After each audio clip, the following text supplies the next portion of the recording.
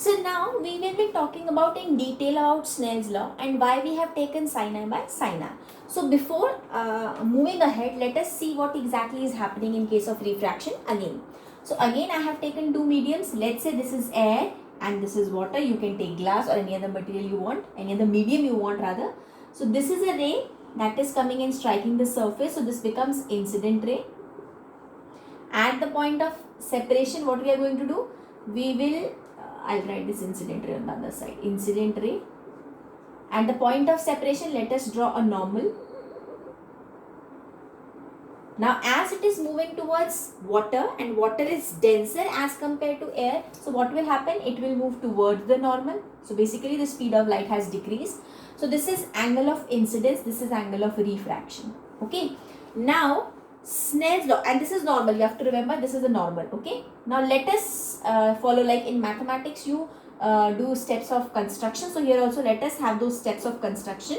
Basically what we are doing, we are joining these this normal to the refracted ray and the incident. So this is what we have got. Now according to Snell's law, it is that sine of angle of incidence by sine of angle of refraction equals to constant. Okay. Now the question comes, why we have taken only sine and why not cos or tan theta? Why we have not, though we can convert this sine into those values if you know the trigonometry part of mathematics as you have in your 10th standard. But to be specific, in Snell's law, we have taken sine of angle of incidence to sine of angle of refraction. Why is it so? If you pay attention over here, this is 90-degree angle, both the sides. Okay. Now, when the light ray is coming from one medium to another, there is a change in the speed. Okay, there is now here, because it was rarer, it is denser. The speed in water will decrease. Obviously, speed of light will decrease.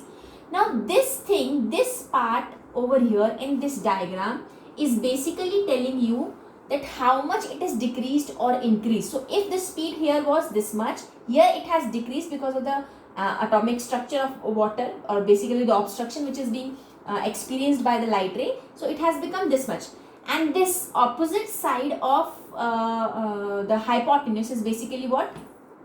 It will give you the sine theta. Okay, this will talk about sine theta. What is sine theta?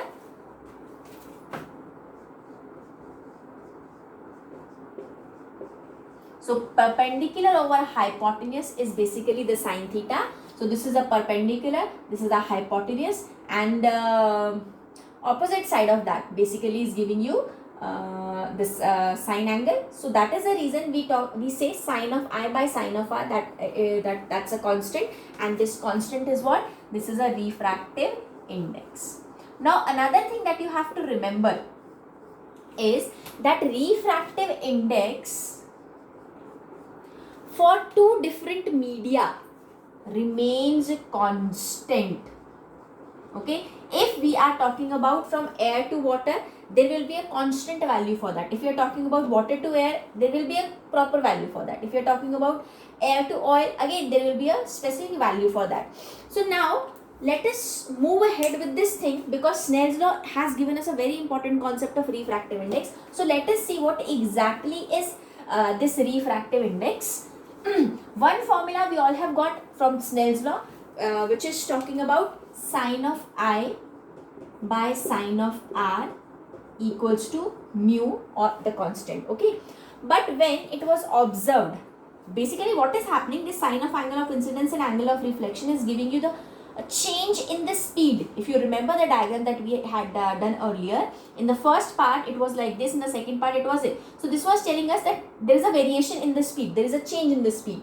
So after observing it for different media, for different mediums, what we have understood, that refractive index is also equivalent to speed of light in one medium to the speed of light in second medium. So this is again one generalized thing that I'm talking about, that I'm telling you all about refractive index. So the refractive index is nothing but it is a ratio of the speed of light in two different mediums.